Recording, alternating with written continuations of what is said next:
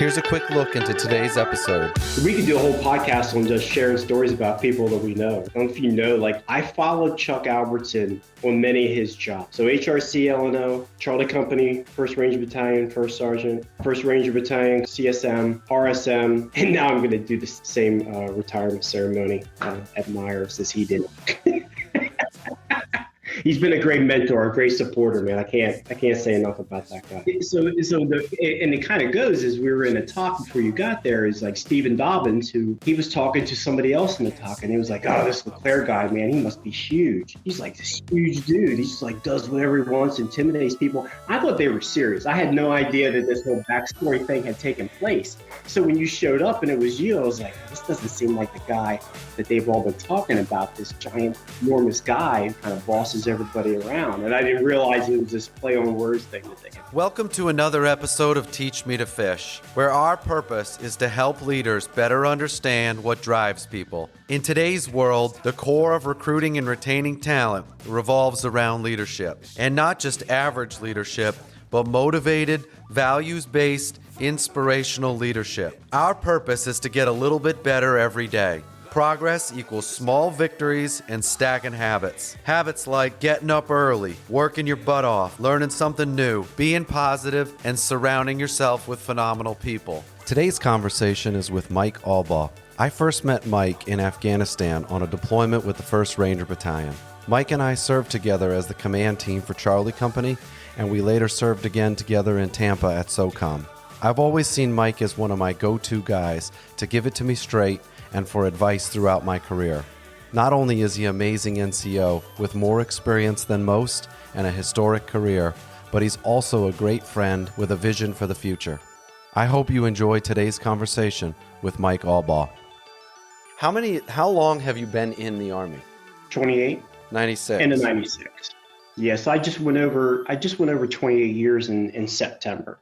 Okay. It would be like, by the time I'm done, it's like 28 years and some change, 4 months, something like that.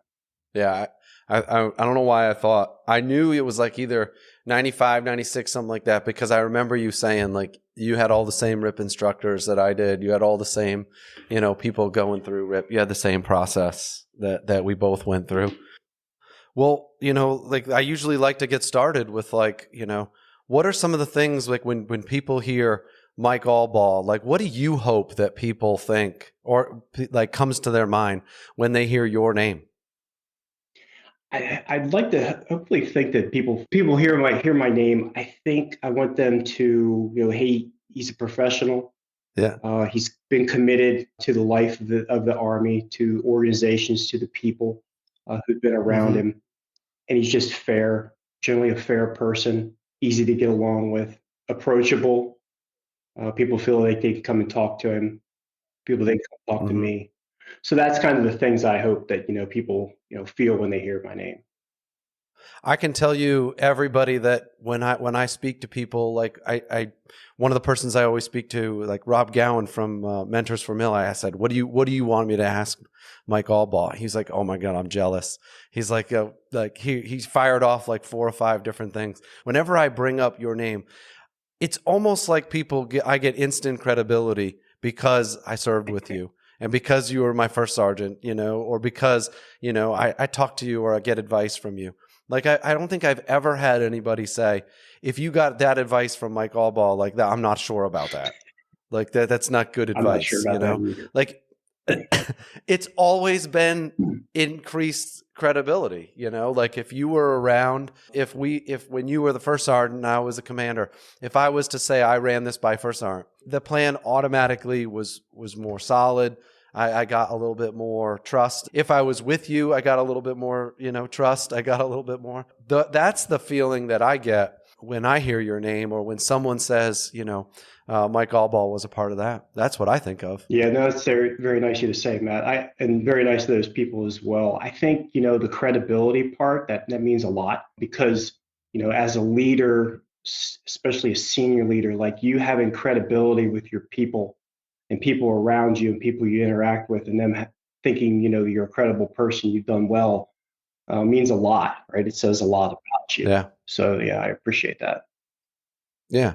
Well, you were, for people that are like, well, what does that mean? Or how do I achieve that? Like, I don't think I ever saw you fly off the handle. I don't ever think I saw you completely lose your cool.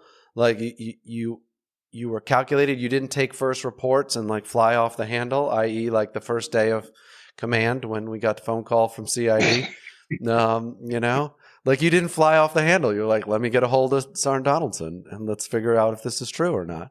Like you never lost your cool. You always felt like you could bring a little bit of calmness and a little bit of experience. And I remember when we went and told the commander and the sergeant major, like, that's not the first time we've seen that on Albaugh.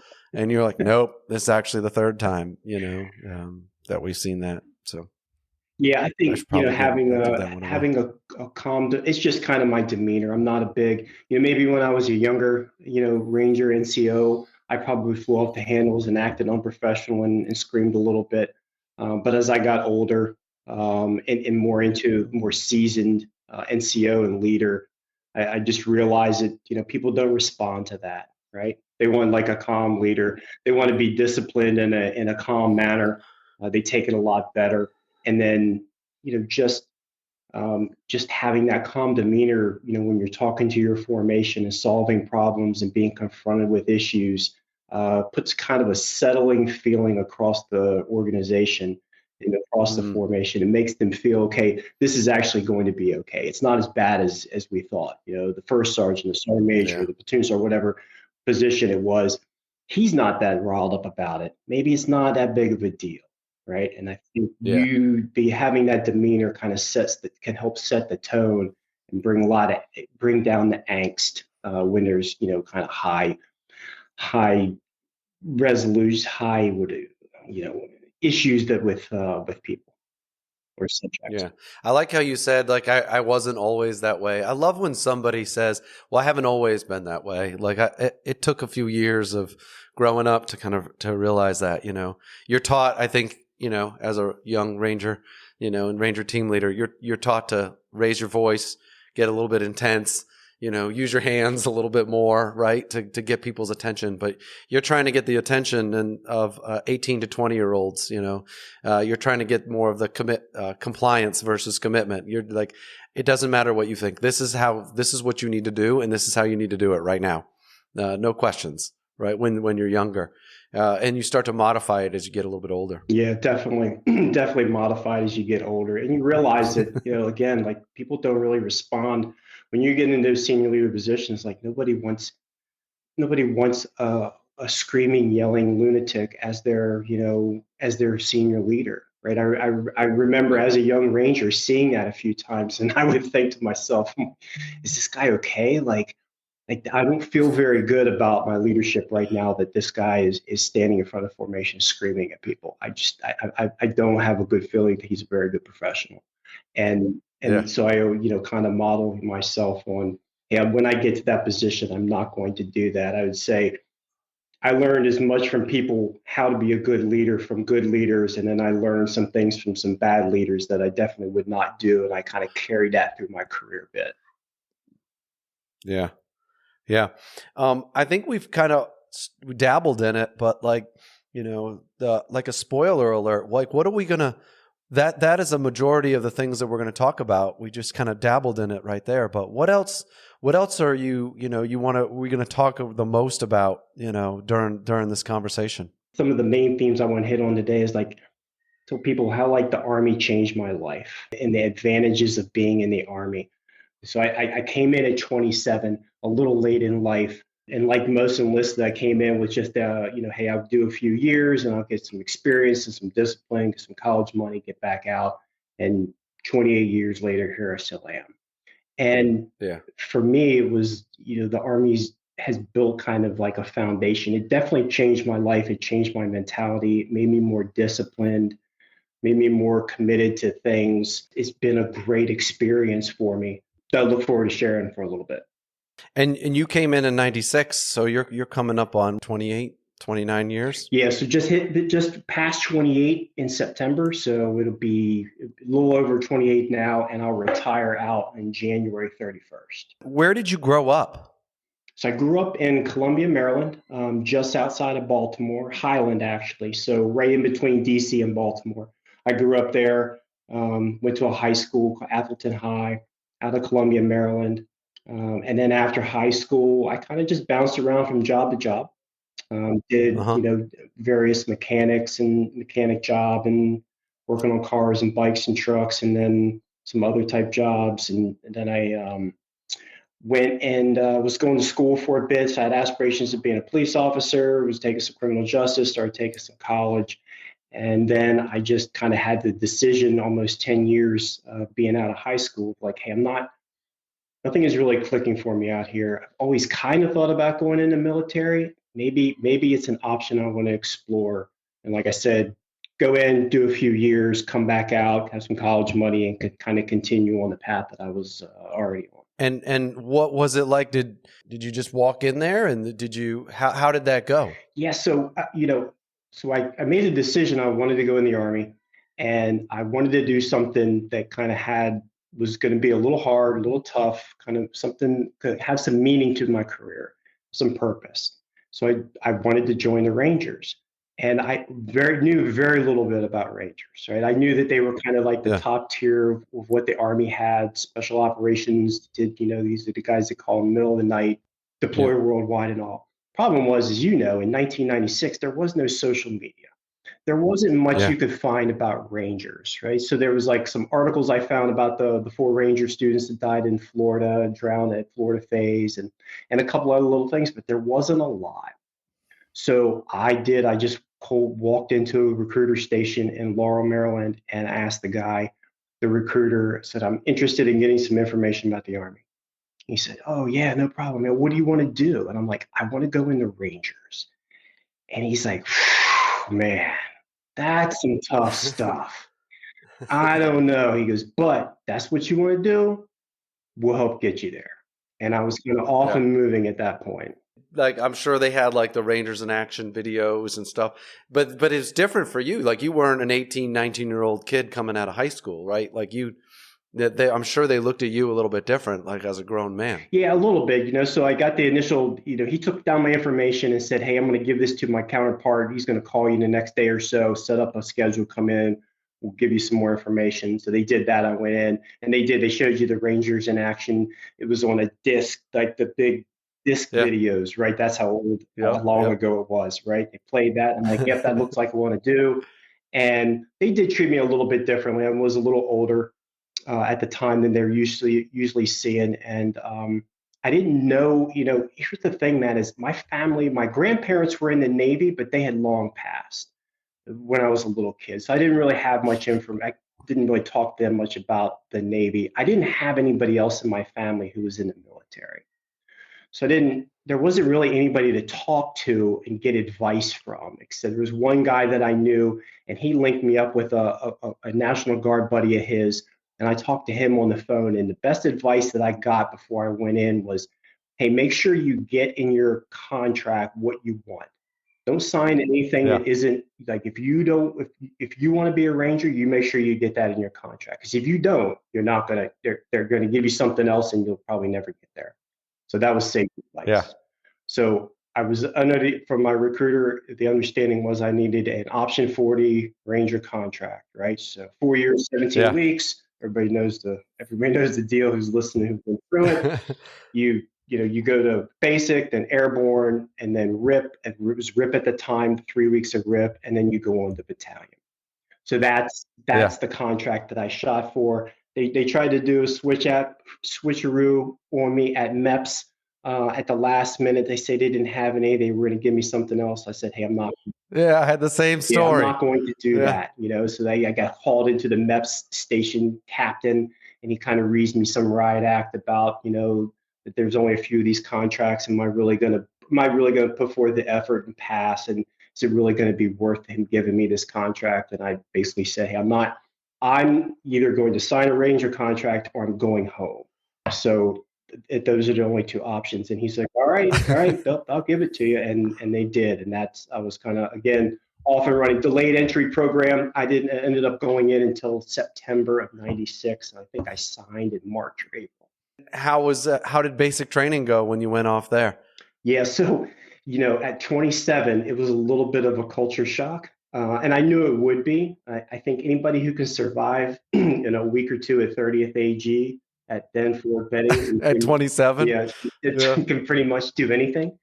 So Yeah. that was probably the worst time in the Army for me. And after I got getting the basic was fine. I was in went to the 119th. They put me in a platoon. Most of us all had RIP contracts except for one guy who was in second platoon. Everybody else was 11 mics.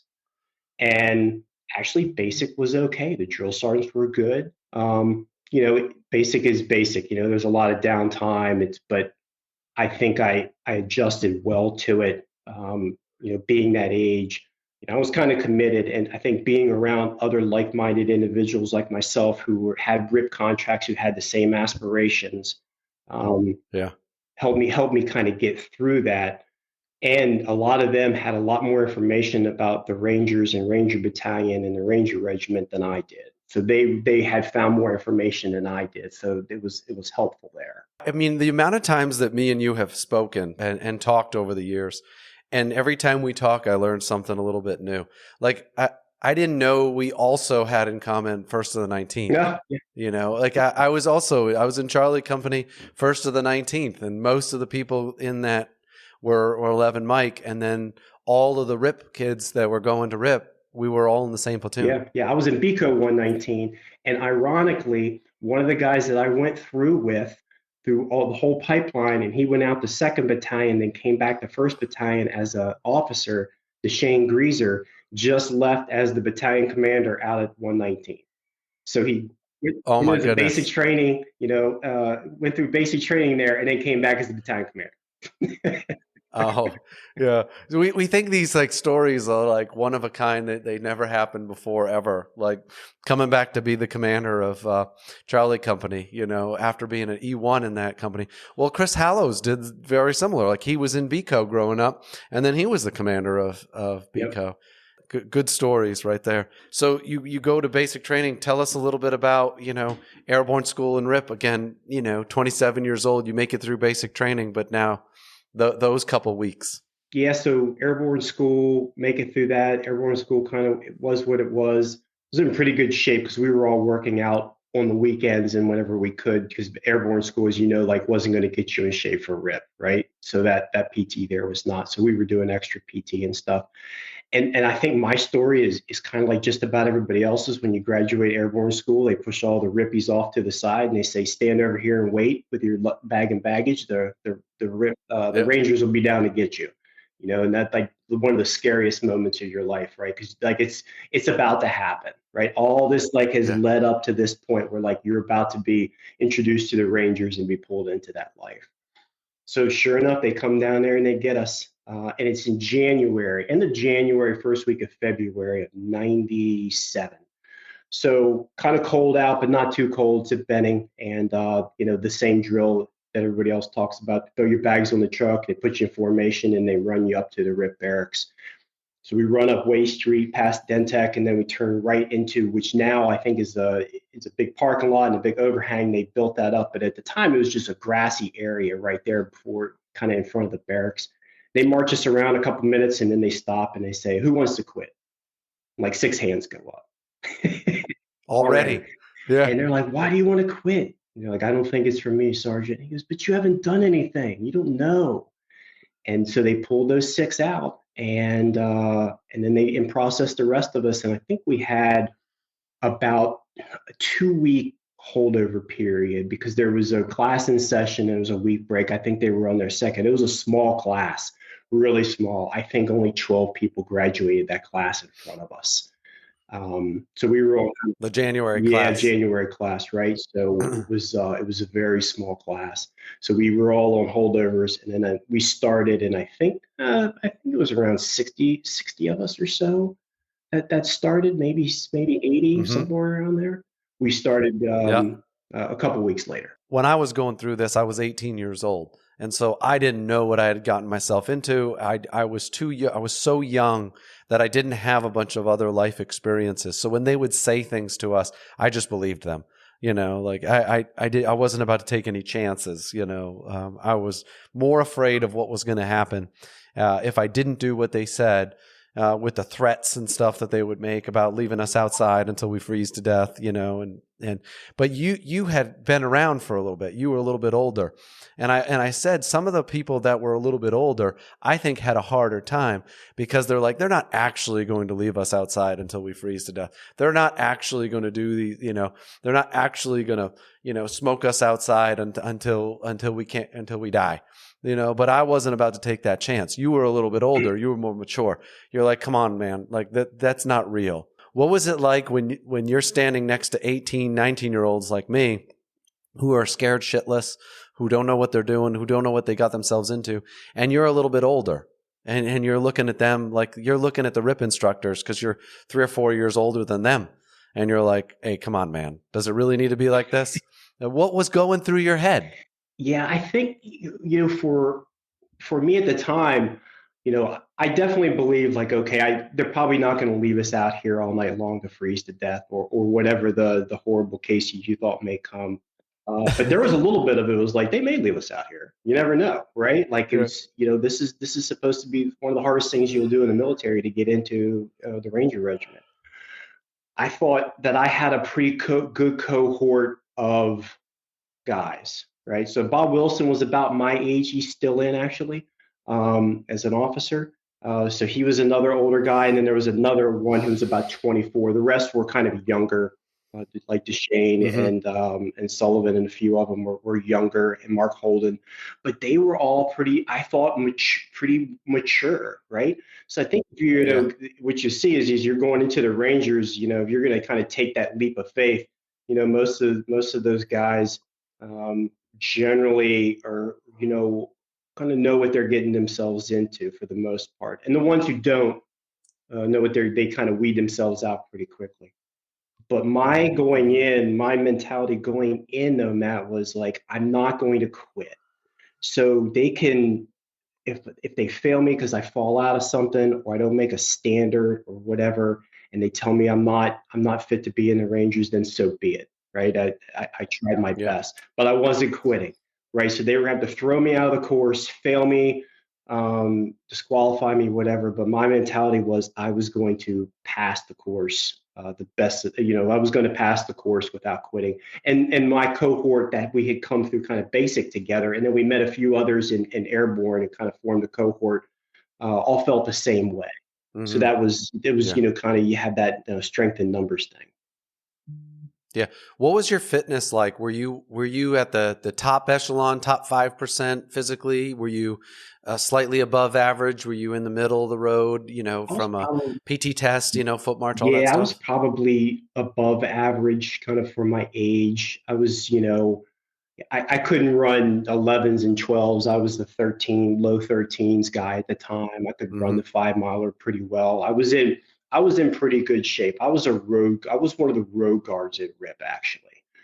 So Yeah. that's, I figured I would get fired within the first, couple of days of that, right? Because that's a pretty a big responsibility there because those group runs were pretty fast. But I was able to stick in there for most of it.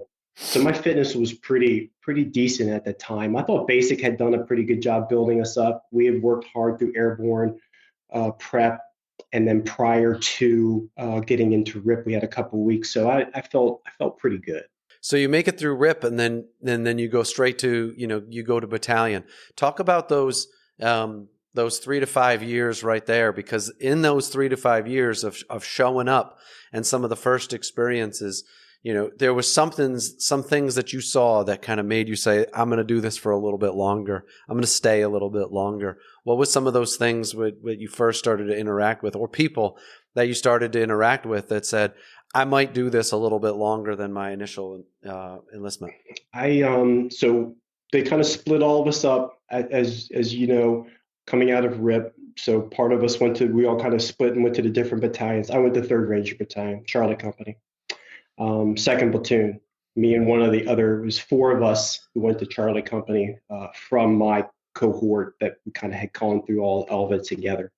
And then So Charlie Company went to Weapons Squad. Sergeant Gargano was my squad leader. John Burns was my platoon sergeant. Um, uh, General Carrillo was my first company commander. He was Captain Carrillo at the time. And then, so, you had these kind of like first influential people, right, that kind of started to mold you. And I had great, so Sergeant G was my squad leader, had a great squad. And then in Weapons Squad, and then I just, kind of worked my way through that and finally got to go to Ranger School. Like you, recycled. I wasn't quitting. You have to throw me out. They're dropping me, send me back to Darby from Florida. I tell the brigade commander I'm not quitting. If you send me home, I'm just going to be back next class. Basically, that's exactly what I told him and the Florida colonel. And and the brigade commander said, okay, go back to Florida and go get your Ranger tab, Ranger. So I ended up going back to Florida and get my Ranger tab. And then I came back and went to a line squad and being a team leader. And that's where I was like, this is kind of fun. I'm kind of really starting to really have a good time now. And I got my E5 and I was a year out so now time has moved quickly. And now I'm a year out from ETSing, right? My 4 years, I've done my 3 years or so. And it was just at that time, we had great leadership and was surrounded by great people. So Mike Foster was the company commander. Chris Hardy was the first sergeant.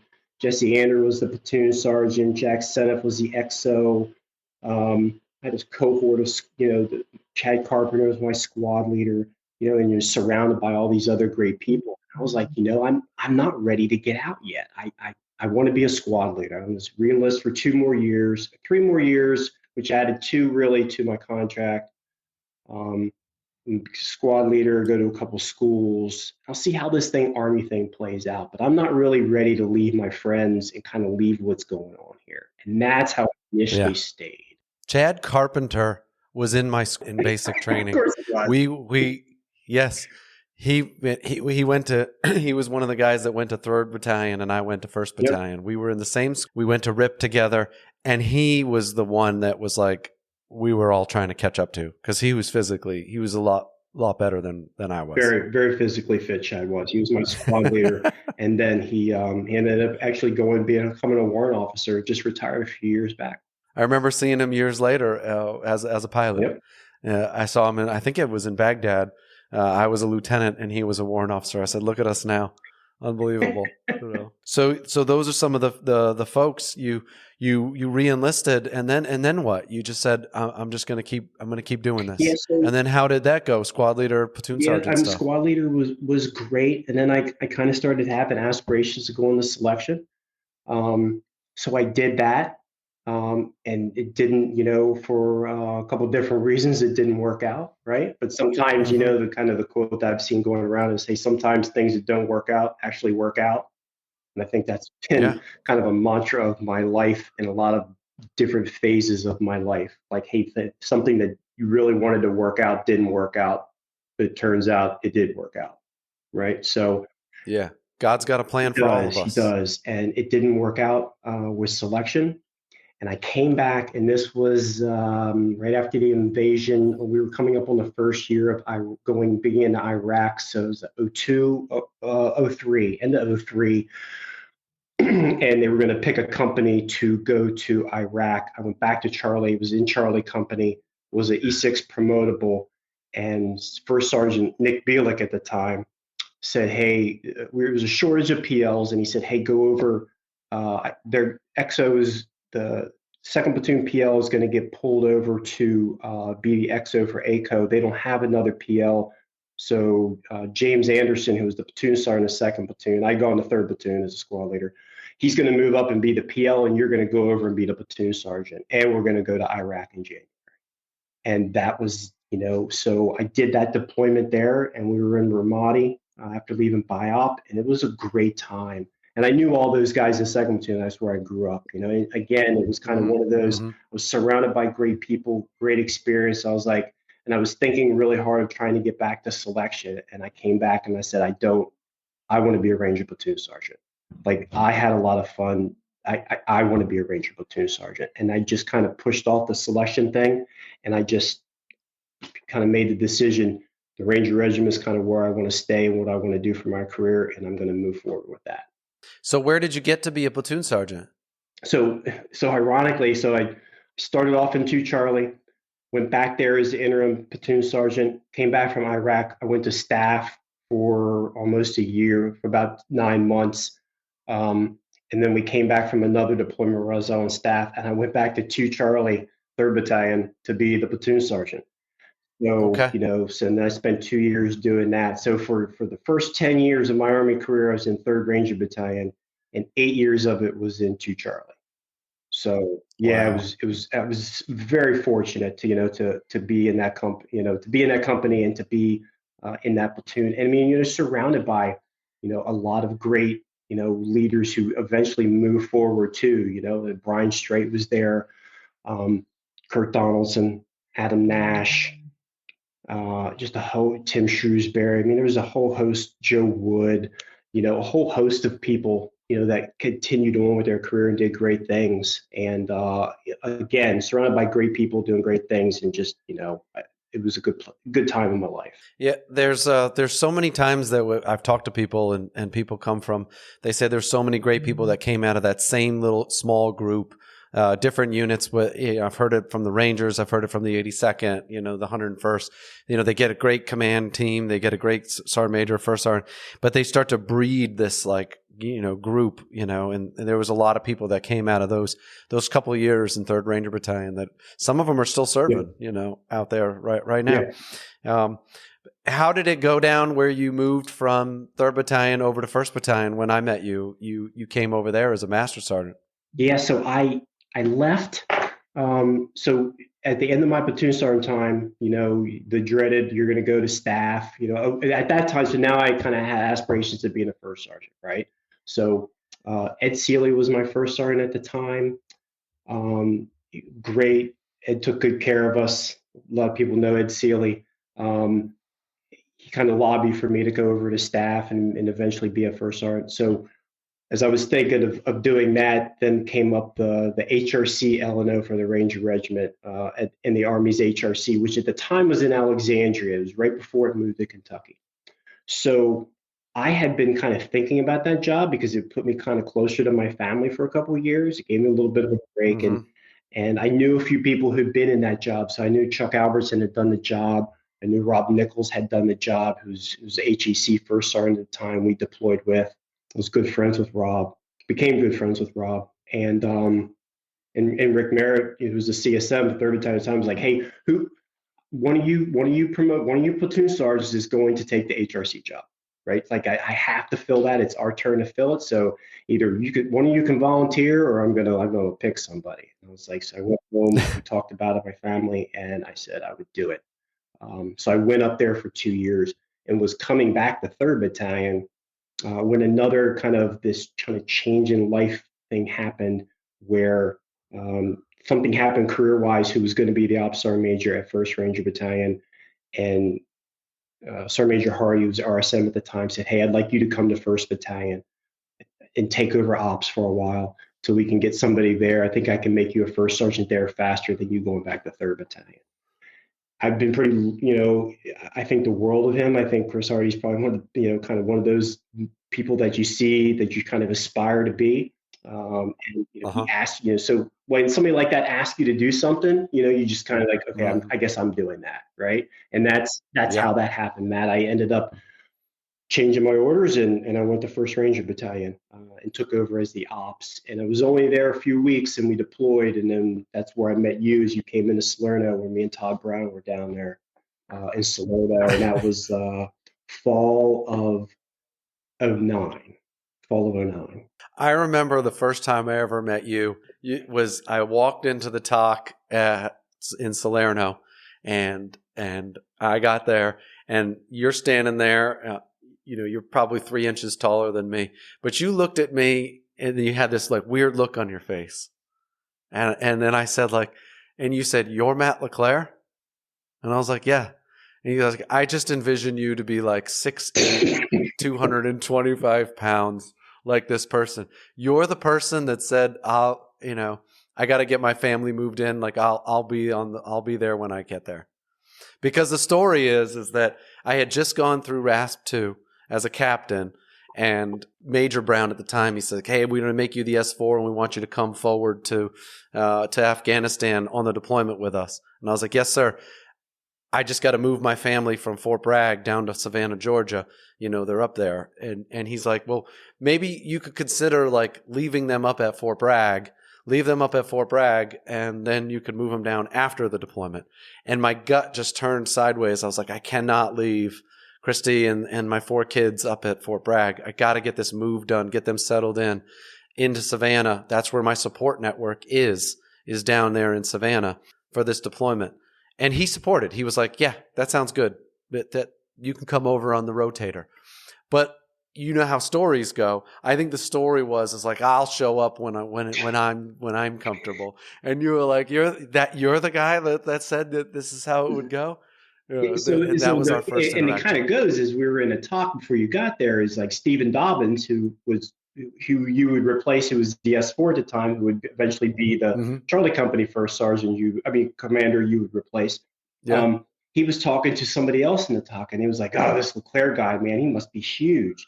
He's like this huge dude. He's like does whatever he wants, intimidates people." I thought they were serious. I had no idea that this whole backstory thing had taken place. So when you showed up and it was you, I was like, "This doesn't seem like the guy that they've all been talking about, this giant, enormous guy who kind of bosses everybody around." And I didn't realize it was this play on words thing that they had been doing. Yeah, it was pretty good. Yeah, it was funny how my reputation precedes my that I'm the guy that like dictates how my timeline's going to go, and it couldn't have been more different. And I was like, "All right, I got a lot of work to do when I got there." But we met first. You were the ops in Salerno, and I became like the daytime targeting officer. There, we spent together there, and then you took over as the first sergeant for Charlie Company. Yeah, we came back from that deployment, and we went into leave, and then I went to RASP. RASP 2 had just started. They just started doing these RASP 2s, right? They just started the RASP programs, both 1 and 2. Extended RASP 1 to 8 weeks, and then they did the RASP 2, which was 3 weeks for people within the regiment. So kind of what used to be ROPE was now RASP 2, and it was also for people in the regiment, NCOs in the regiment who were going to move up and be platoon sergeants or first sergeants. So I had to go to RASP before I could become a RASP 2 before I could become a first sergeant, which I did. Successfully completed that, and then came back, and then in the middle, right in the fixed wing bilat, and in the middle of fixed wing bilat, and a turn of events happened where I was put in, unfortunate for the sitting first sergeant, but I was put in, asked to step in and be the first sergeant there at Charlie Company, and I took over that February of 2010. I took over as the first sergeant there, and it was it was off and running. I had a relation. I knew most of those guys, at least 2 of the platoons, because they were in Salerno with us. So Stephen Dobbins had taken over as the commander, and so he was in. So I knew him. So it was a little familiar. I knew most of the main players over there. So that was that. Brett Johnson was the second platoon sergeant at the He time, was. But I think he might have switched out right before you took over to go to RASP. Yeah, Mike Hill took over for him, which I had just gone through RASP with, actually. Yeah. Yeah, I love I love how it's all, everybody's interconnected at that point. Like you everybody knows the dirt about each other. You rarely kind of walk in and people are like, "I'm not sure about this person." Ryan Adams was in my RASP class as well. Yes. Yeah. He's doing real good for himself as well. So, and then I just, was often kind of running with them, and did the deployment deployed with the company in July. It was where he split the company. So Stephen in the headquarters went to Iraq and support over there. And then I went with the 2 platoons to Afghanistan, where we supported one of the SMU units over there. And, I didn't want to be split from the headquarters and the commander, but at the same time, I felt like we talked about it and felt like, hey, I should probably go with the 2 platoons. One of us should be there, and it can't be you. So it should probably be me, and you take the XO with you, and I'll go over there with these guys. And then this was the surge year. So this is when the regiment was surging. So the battalions were sending a company forward 6 weeks prior. They were leaving a company back 6 weeks after. So we became the surge after company. And actually they did is they sent Stephen in the headquarters in the 3rd Platoon from Iraq to Afghanistan, and we went and I met them and we went to OE, and then 1st Platoon was up in Logar, and 2nd Platoon went home, and then we got home just before Christmas. So almost, a little over 5 months we were there. So you do all that, and we did change of command. I think the following year, and I took over as the commander. I've been blessed with some great NCOs along the way. I had Will Copty as my platoon sergeant when I was a lieutenant. I had Dave Pitt as my first sergeant when I was a company commander in the 82nd. I had Benny Dobbs as a first sergeant when I was a company XO in 1 Panther as well. So I show up, and lo and behold, you were my first sergeant, and all I knew was like you could trust your first sergeant, you could trust your senior NCO. Yeah, I think so when you came into the seat, I was about a little over a year in the seat at the time. Done 2 deployments with the company now. I'd gone back another deployment with the company, and then you came in, and then we did a training cycle and a deployment. And at that time, I think most leaders will tell you their first year they're kind of just trying to figure it out a little bit, and then their second year they kind of start to hit their stride. And when you came in, I felt like I was starting to hit my stride, and the company we were all kind of moving well together. And then you came in, and I think it just kind of continued to move forward. We brought in a couple new PLs, and things, things went well. Things were going very well. Yeah, I learned so much, just not just from a tactical standpoint, but I think being out there all by ourselves in Bastion, learning a lot about the operational leadership side of things and the bigger decisions, the second and third order effects that go with making decisions or doing things. And you started teaching me from day one about some of those things, whether you did it on purpose or not. And I remember, one of my favorite stories about is, at what point in your career do you get to where you can kind of do what you want to do? And we were getting ready to go to the chow hall, and our battle rhythm every morning was we'd set the stage for the day and what we were going to do that day, and then it's like, hey, let's run over to the chow hall real quick, get something to eat, and then when we come back, everything we'll start locking everything the rest of the day in, and how the night mission going to go. We'll give them a little bit of space to kind of put those things together. The people in the talk.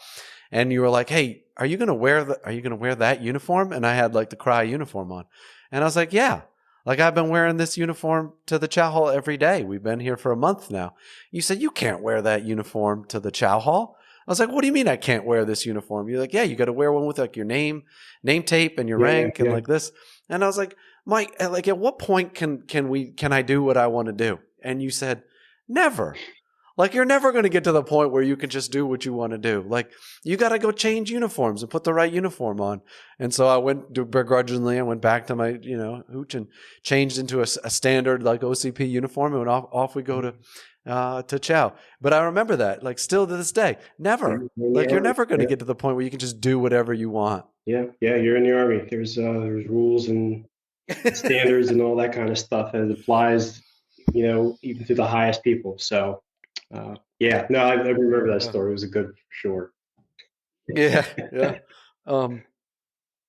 So at what point did things for you start to go from like organizational leadership started to kind of present itself? Like you started to have to change the way at which you led, change the way at which you operate, talk to people, prepare for certain things.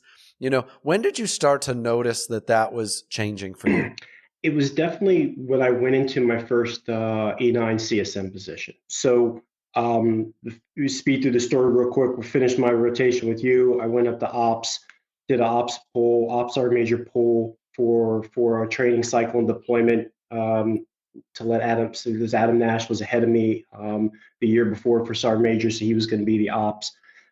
There was another something happened in my career and other careers that shifted some things for me. So, and then I went to the Sergeant Major Academy for just off C down here at JSAL. And then I competed and got selected for the JSOC cyber unit up there. That's was JCIE at the time. And I kind of was at a point in my life, had some personal things going on. I needed to change a life. And this job presented itself. I competed it, and I got the position. So, which would move me back to the DC area, which they were headquarters in Crystal City. So as I got ready to get into that job, I came out of Jasovsky. I packed up my stuff in Savannah and moved to Virginia. It became apparent that like this was kind of a big responsibility. Like I was going to be a CSM. It was a smaller unit, but I was still going to be, in an O5 CSM billet. I was going to have an O5 commander. It became pretty apparent that, this was kind of real. And not that I had not taken leadership seriously before, but I definitely took it. It came kind of crashing in on me. Like this was kind of a big deal. An organization, people were going to be depending on me. So that's when I kind of started shifting myself into like a little bit more of an organizational mindset, right? Like I got to take care of my people, but I got to also like take care of the organization, right? And it was a smaller unit, fighting for resources a lot. So there was a lot of, there's things that the organization needs to continue to move forward. And it's, I got to take care of the people. They're a big part of it too. But then there's this other piece of the organizational structure that I need to take care of. And that's kind of where the mind shift got me, Matt. Yeah. I think this is also a good part of where Abrams Charter is starting to take shape a little bit more, right? They're asking NCOs to go and move outside of the regiment, spend some time. You kind of did it at HRC, but they're now being a little bit more asking people, go serve. Donnie did it in the 82nd. Go serve in another unit as an organizational leader, and then come back to the regiment. And share what you've learned with those other units. What are your thoughts on Abrams Charter and how that was getting started right about then, and then kind of where it's at right now? Yeah, I think, at the time, it was just in its infancy. And it was about a year or so after I'd been up there that they kind of implemented it in the regiment. So I went to a meeting back at regiment because I'd been selected to come back about a year after being in that job. I got selected to come back to regiment to be 1st Ranger Battalion CSM. And then they kind of, General Evans, Colonel Evans at the time was the RCO, and Chuck Alberson was RSM, brought us all together and talked about the Abrams Charter and how it was going to be a mandate. But in the infancy where I did it, I felt it was an opportunity, and I think getting out of your comfort zone and doing something different really kind of helps develop you. And I felt that when I went to HRC and did the L&O job. Now I understood how the Army works and when it comes to assignments and how we assign people and that whole process there. And now I was able to go out and do this other piece kind of in the intel world, but then have these experiences with people that were kind of outside my tribe of folks, and then be able to take some of the things that I learned in regiment and in place in that organization and help with the people that were in the organization. So I think the Abrams Charter piece is a great piece, not only for the Army, but also for the individuals going out and doing it. Like anybody I ever sent out for Abrams Charter never came back to me. It was like, that was the biggest waste of time. Like they were always like, I really got something. I didn't want to do it. I went kicking and screaming, but I got something out of it. Right. I had a great experience. The Army's great.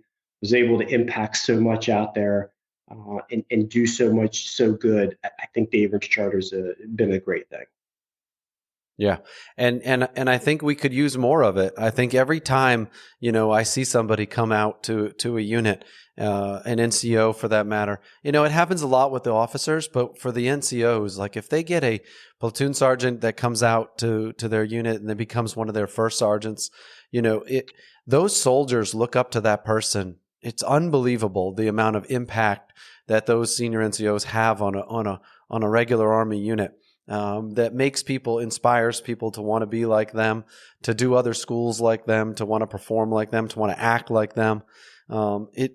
It has such a huge effect that I think we take for granted when you're in the regiment, because you look around and everybody kind of acts that way. But once you get out to the regular army, they stand out as the kind of person that everybody gravitates towards and wants to be like. So you do your time as the first battalion, and then you become the regimental. You become the regimental CSM. You talked about like luck and timing sometimes. Sometimes that there's just you put yourself in position to get lucky, and the timeline works itself out. How did those 4 or 5 years work out for you? Timeline, it just kind of fell into place. I also had kind of people throughout my whole career. I'd say I've definitely had people kind of push and pull me along, right? People who've been supporters of me, wanted to see me be successful, have kind of pushed and promoted me, pushed me along, encouraged me in different areas at different times. So that was, probably the cornerstone of what kind of got me where I am is those people, right? But timing is everything, right? Like, hey, if I hadn't got back the First Ranger Battalion and had gone out to the Army, would I have gotten? I would have probably timed out on being coming back for an '05 position, and Mm-hmm. probably wouldn't have got selected for RSM. Like, it is definitely, being in the right place at the right time, and timing is definitely a key portion of it, right? And then there's just things that happen that are out of your control, that take place in other people's careers, or other parts of the organization, that, hey, maybe somebody can't do this job anymore. Hey, we need you to come do this job. Or, hey, this person has decided they want to do this. Do you want to come do this? Right. And it was like that with Mm-hmm. the JCIE job. It was just kind of a point in my life. And then that job came open. And I remember I walked in, and Chuck Alverson was the CSM at First Battalion. I was like, hey, this email, it was an email from Luther. It was like a last call for nominations. And I was like, I read it, and I went in and I talked to Sergeant Major Alverson about it. I'm like, hey, have you seen this job? He's like, I saw it floating around. And I was like, hey, what if I wanted to compete for this job? Would you Yeah. support that? Right? Because if you didn't support it, then I wasn't going to do it. I wasn't going to cut my nose, Yeah. spite my face, or anything. And he said, no, I'll support it. Let me just talk to Luther. I want to kind of like, what the timing looks like for you to be able to compete to come back, right? So I felt, okay, well, that's good. They want me to come back. That's a good sign. So yeah, and it is definitely a timing piece. I've seen many of my friends, just their careers, it was just, they would tell you a lot of it was timing as well. Although we think it's like luck or just miraculously kind of came together, it's the people that find themselves always getting those multiple opportunities, I think, are the people that they're always just doing whatever the Army or the people around them have asked them to do. They're doing it to the best of their ability. They're giving it everything they got. You never know who's watching, right? And so they get into these positions. They do it as well as they possibly can. And then somebody's watching, and then that becomes your reputation, that was a tough assignment. That was a tough position. That was a tough task that we asked that person to do. They did it very well. They learned a lot from it. And that's the kind of person that we want to put in this next position or in this next job, or make them build this new team that we're thinking about, or lead this new group of people that are in a challenging spot. Because I've seen them, their track record says that they've done it before. Their reputation starts to develop as a person that can be counted on, right? And then they're the person that gets picked. So opportunity is preparation, and opportunity come together, and then you start to get lucky. Yeah, and then for me, it happened to me, and then it kind of catapulted me to a position in the Ranger Regiment where now I could be the person, right, who's doing that for, like, young Ranger Albaugh, right? So, like, I see Mm-hmm. the squad leaders, platoon sergeants, and first sergeants out there in the regiment that, okay, we want to make sure this person gets this job so that they can be a first sergeant, or he would position this Mm-hmm. person so they can be the ops. This person is definitely somebody we want to see be a battalion sergeant major. And that kind of talent management piece that somebody did for me, I'm sure there was conversations about me and others and my peers. Now you're able to have that conversation about the people that are coming up and positioning them into places where they can succeed and move into these other leadership positions. What were some of the things when you came in as the RSM and your leadership was like, hey, we need your help with this, or here's a couple of opportunities for the regiment to kind of move its way along where the regiment stands in the eyes of our higher command and such. What were some of the things that you were asked to do to kind of take the lead on as the RSM? Or what did you focus on? Yeah, so I came in, I've been looking, I put Craig Bishop I replaced Craig as the RSM, and he had some things he had been working. And then we were kind of hurting on the recruiting side. We were hurting on a bit of the retention, but we were hurting kind of getting people through RAS, right? Our numbers, especially for 11 series, was drastically falling. So I think my big things that I wanted to work on was, we needed to fix that. We needed to kind of develop a marketing strategy for the regiment and get out there on social media and market ourselves better. We needed to figure out how to get people through RAS because we weren't having problems getting, I guess, filling every RAS class, 160 Muldoons, right? 160 people, and then there was like 300 more in waiting, right, for the next class to start. So it wasn't so much getting we still wanted to make sure we targeted people and got them, kept them coming, but we had to get them through. And Ray Perez was running pre-range, which was pre-ranger, is now cert to get rangers ready. And he had kind of been working on this mindset piece, right? Where I'll think of it here in a minute, Matt. We can add it back in, but kind of the growth mindset. Right, Ray Perez had been working on the growth mindset piece with CERT, and it had been successful. And we had gone from like a graduation rate of Ranger School of like 50%, 52% to 75%, right, of guys going. So that was promising. So we implemented that with the help of Mike Wagner, implemented that into RASP and RASP-1 and pre-RAS. We built a pre-RAS to prepare them to better prepare them, and our numbers started coming up. So we wanted to fix that. Because the force multiplying, the force generation of regiment was a big thing. So it's different than an army. The regiment is really different than an army brigade because it's a force generating brigade, right? You generate your own force there. It's not like an army brigade where the army sends you people. Like you generate your own force there for the most part, with the exception of the officers. So fix that. I wanted to implement the Ranger for Life transition program. I kind of started at 1st Battalion, so we wanted to implement that and build it into policy. And then, then those were kind of my big things that I wanted: the force generation, the transition piece, and then the rest of those are the main two things that took up my time. And then there was other things that, once you get in the seat, you realize that these things start coming at you, that you got to solve these problems, and that kind of starts taking up your time. We still had Afghanistan was rolling hard at the time, so I still had that piece to go over and deploy back and forth and deal with that. The marketing strategy, I don't think anybody that's even glimpsed on social media over the last 24 months or so, maybe 3 years, has noticed that the regiment has kind of taken the lead, and they're out in front, showing people what they do, showing people what they're all about.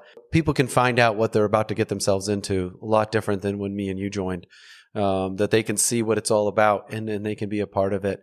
And then the people in the regular army can see what it's all about and how to get into it and kind of how to move over. Talk about when you became you're a senior command sergeant major, whether it's the regiment or you're in your next position, where you're starting to be partnered up with an officer that has as much experience as you do, right? They have as many years in the Army. They're looking at strategic leadership, where you're starting to learn as much from your partner, the person you're teamed up with, where the senior NCOs, the Chris Ferris of the world, that you're starting to learn from as a senior, command sergeant major. Who were some of those people, or what are some of those things that you started to learn in those few years? Yeah, so that's a great point. As you come up as a squad leader, platoon sergeant, first sergeant, NCOs generally have more time in service, more experience than their officer counterpart. When you get to 05, 06 leadership, that's not the case. They will generally have as much, if not more, time in the military, time in the Army, or experience as you. And it was that case with me. My first commander at JCIE was Todd Massengill, and it was his second command. He was going into his second year in the job, and he was his second command, right? So he was just a wealth of knowledge, especially coming into something completely out of my comfort zone and background in intel. He was very good at like mentoring me through that, and also kind of helping develop me as an organizational leader. And then Chris Rizzo came in and followed him. Again, that was his second command, had been in the organization, um, known the organization. And then I came to First Ranger Battalion, where Colonel Tegmeyer was it was his set. He was going in his fourth year of battalion command, right? So again, for most of us, this was my second '05 command, and this was his second '05 command, but he was in his fourth year. And as most know, like in officers, you all do a battalion command in the regular, in the infantry unit somewhere, generally an infantry unit battalion somewhere in the Army, and then come and do 2 more years of '05 command in the Rangers, right? So that's 4 years of command. It's a lot of experience, and it's a grind, but I learned a lot from all of them. And then Todd Brown came in shortly. I was only with Colonel Tegmeyer probably about 4 or 5 months. And then he rotated out, was already selected for RCO, and went up to the War College for a year. And then Todd Brown came in, another guy who's got a ton of experience, right? So you quickly learn going into those jobs is like, hey, you're not these these guys can probably help teach me and help mentor me along, um, as Mm-hmm. opposed to I was kind of the mentor to my officer counterparts in the past. I gained a lot from it. There isn't in any one of those guys that I can say that I learned so much from each one. And I can tell you, Mike, once you become like that guy, like me and you spoke on the phone since we served together because you were gaining all this experience. When I had tough situations, I'd call you on the phone and I'd be like, "Hey, here's the challenge that I'm going through right now.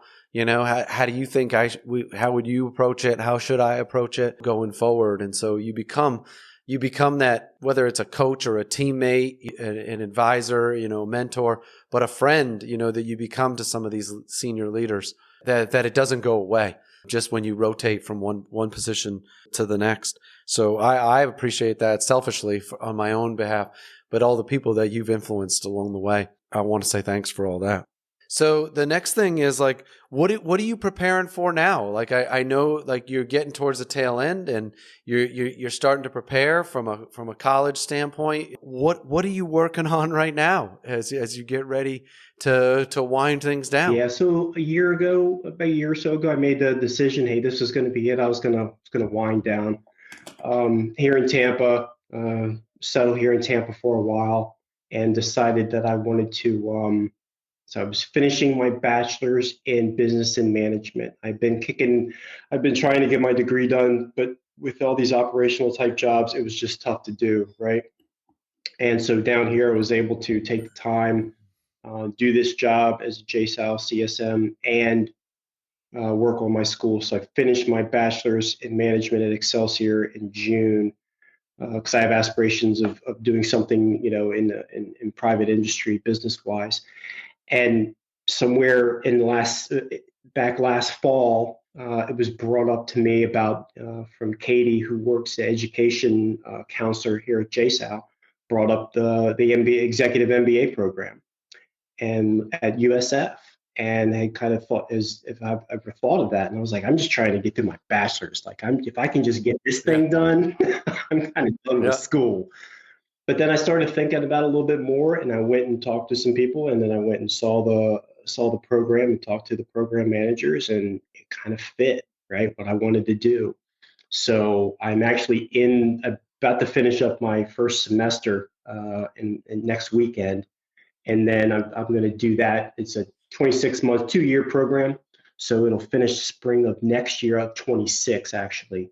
So really, I'm doing the program, and I'm really kind of deciding where in business I want to kind of sink my teeth into and get to work. Mm-hmm. We had talked, some months back about what it's like, I told you, I'm just not sure what exactly I want to do. And you were like, that's because you've had no time to think about really what you want to do because you've been and you're exactly right. Didn't have really the time, with the other school, finishing my bachelor's, job, everything, trying to get ready for retirement. Really hadn't had the opportunity to think about really what I wanted to do. But now I'm starting, as I've been set free from the job, getting ready to retire in about 60 days, had more time to think about it. And that's the direction I'm heading, somewhere in private industry, business wise, down here in Tampa. I also have somewhat of a passion. I would like to possibly get into hurricane relief, disaster relief stuff. Talked to Ed Graham a bunch about it, and some other individuals. So that may be an avenue to something in nonprofit. So that's kind of what I'm working on right now. What's been like a surprise as you've been going through this now, as you have had time to think and you start to go through this transition process? Has there been anything that surprised you? No, not really. I think, obviously getting the medical piece done, it wasn't hard, a little time consuming, but that's kind of a load off. All my stuff's at the VA, and I'm waiting for my rating once I get my DD 214. But none of that has been. I don't think anything's been surprising. I think because I've been, I kind of helped stand up the transition thing, get it going, a regiment. I've been tied into different, transition programs and seeing what they're doing. And so the path to my transition, I felt like I had kind of mapped out in my mind some in the past few years on how it was going to go.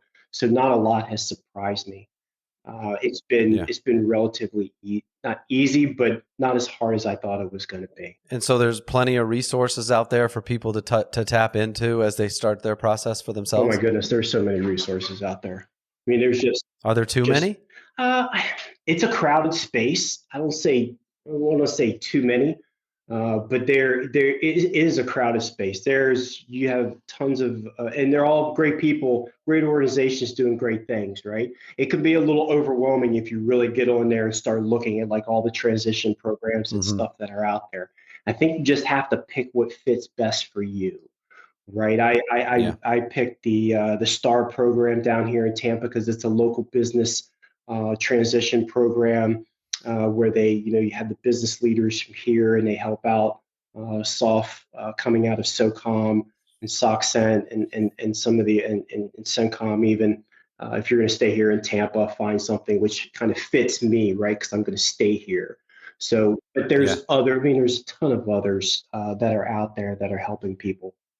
But it can be a little overwhelming when you start looking at all of it online and everything that's out there. You just got to pick what's best for you, I think. I do notice that as I talk to my friends and people share with me that they all share something different. That there's so much so much resources out there that it's not hard to find one. I think that what's hard is initially making a choice of which one I'm going to go with, what resource I'm going to do, what's my path going to be, because everybody's path is slightly different as they get ready for their transition. Yeah, I'm in a good position because I position ourselves well where I don't have to get a job right away, right? I financially in a position where I can just go to school and really kind of concentrate on what I want to do in schooling. My recommendation, if you're going to retire and get out, you try to put yourself in a position where you don't have to jump on a job just because you need the money, right? I know that's not Mm-hmm. practical for a lot of people, but a lot of the stories I hear through some of the people I've talked to that have already transitioned is they had to get a job, they had to take this job because they had big house, car payments, family, they needed something, right? And they took a job, and now they're like a year or so from being out, and they're pretty miserable in the job, and now they're coming back into some of these transition programs, trying to figure out a way to move to something else, right? I know that's Mm-hmm. it's not possible for everybody because you have these responsibilities, but just know that whatever statistic there's a statistic out there, like 80% of the people who their first job they don't stay in it past a year, right? They move on to something else, and I think Yeah. that's probably pretty true. I would, if you get the opportunity to take a little time off to really think about what you want to do and then move into it. I'm gonna try to hold myself to a year. I don't know if I can sit around that long, but I have stuff to keep me busy. But I definitely want to move into something wide-eyed and understanding of what it Hmm. is.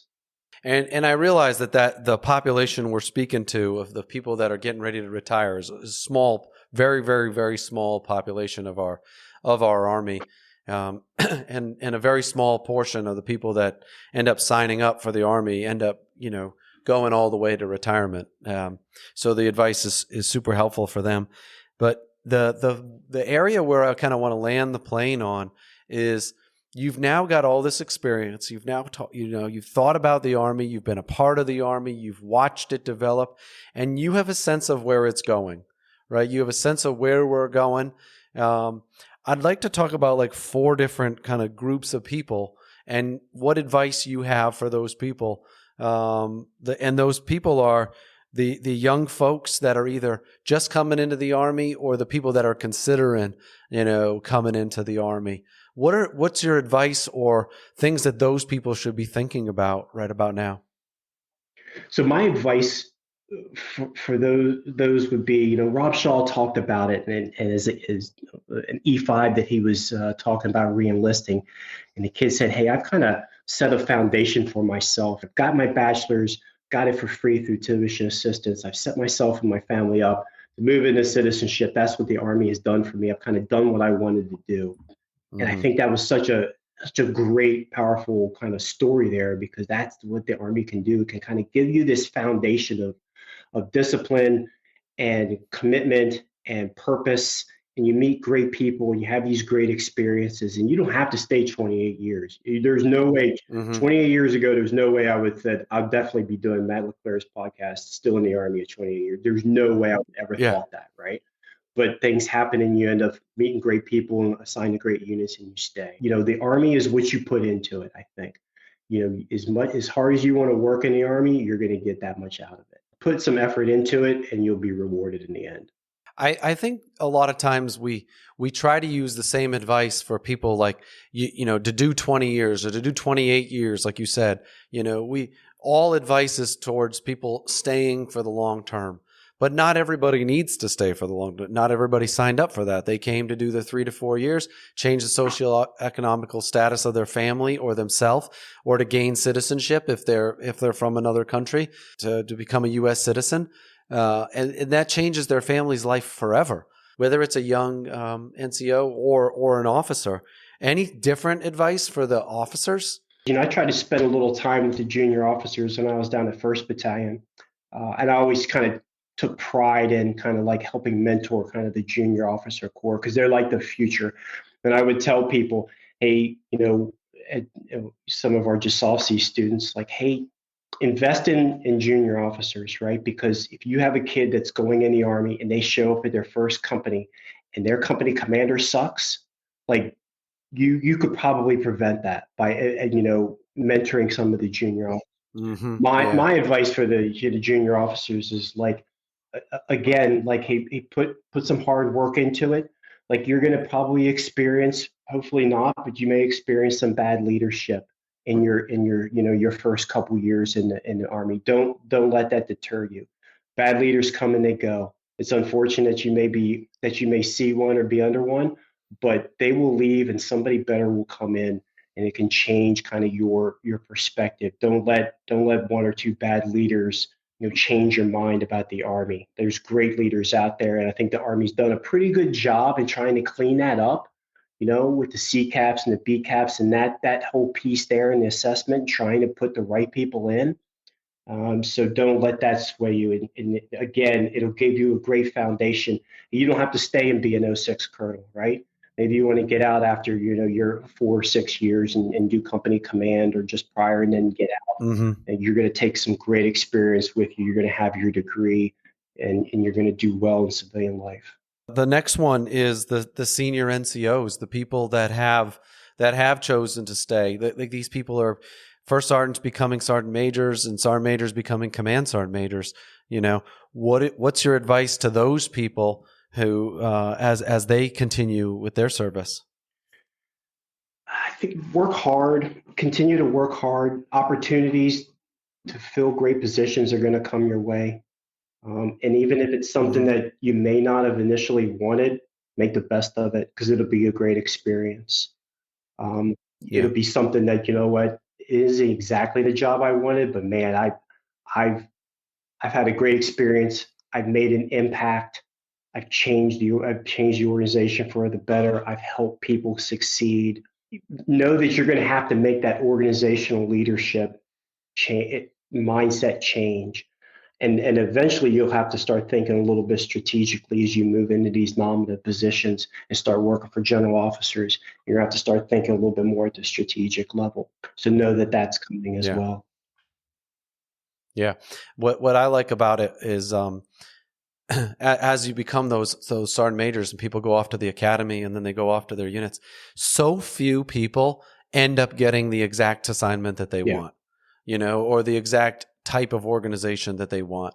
It's so few, right? Most people are going to get something different than what they thought they were going to get or going forward. And I love, one of my favorite parts of the NCO Creed is all soldiers are entitled to outstanding leadership. And whatever unit you get assigned to, that unit needs you to be their command sergeant major and to take it and to go give it everything you got to that organization, and to lead and to to coach those officers to do all the things that you've been saying this whole podcast about, taking the junior officers under your wing, taking the junior NCOs and helping them guide the future of their career. Going forward, what assignments should they take? Should they stay? Should they get out? Dealing with soldier issues, because you've got so much more experience than everybody else, and developing it, and then learning from the senior officers that you're partnered up with.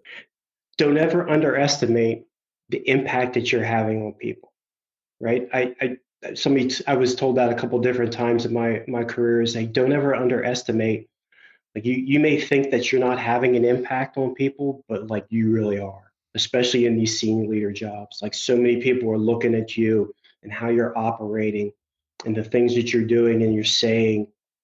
uh, you are having an impact. That would be like a parting word that I would have to say to like senior leadership.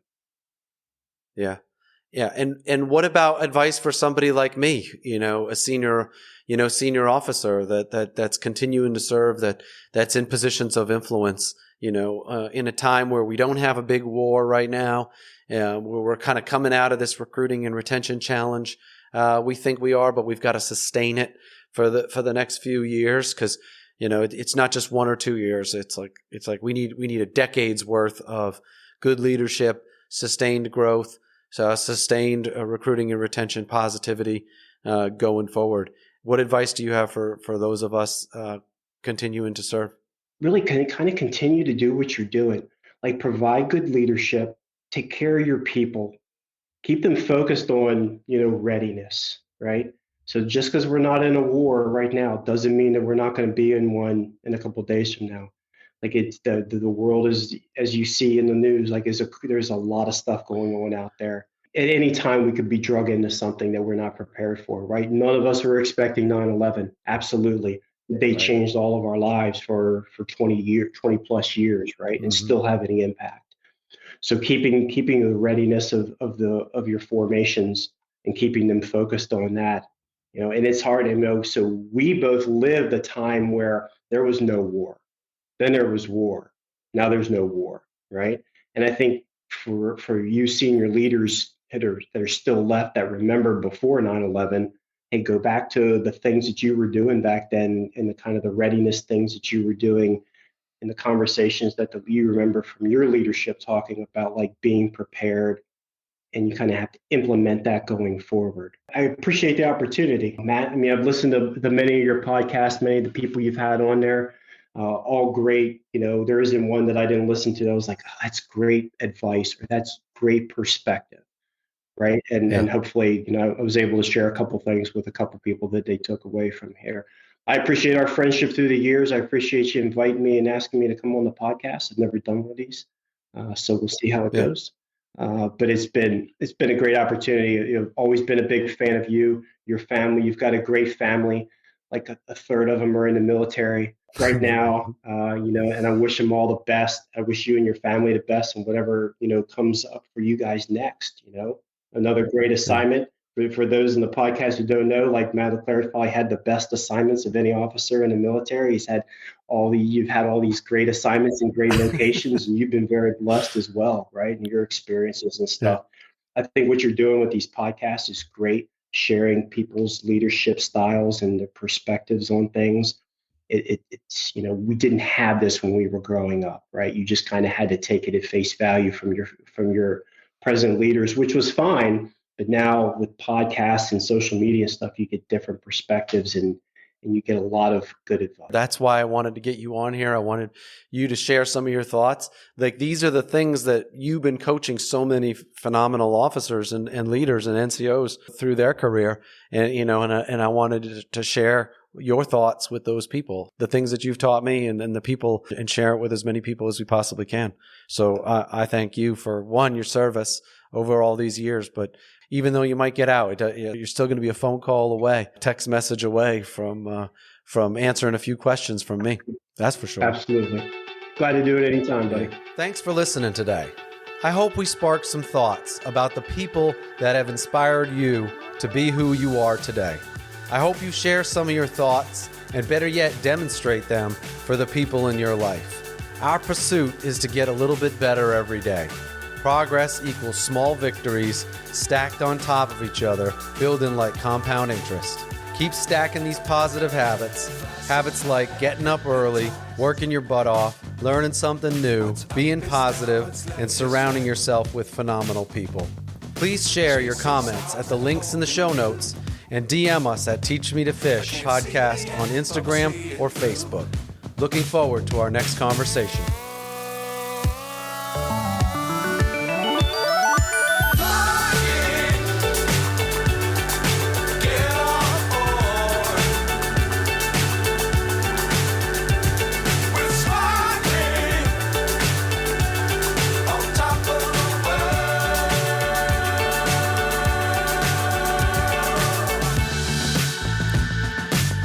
Times don't fly too high. Be sure to keep the ground in sight. Fly forever if you keep it tight. Love the world, but keep the sky on your mind.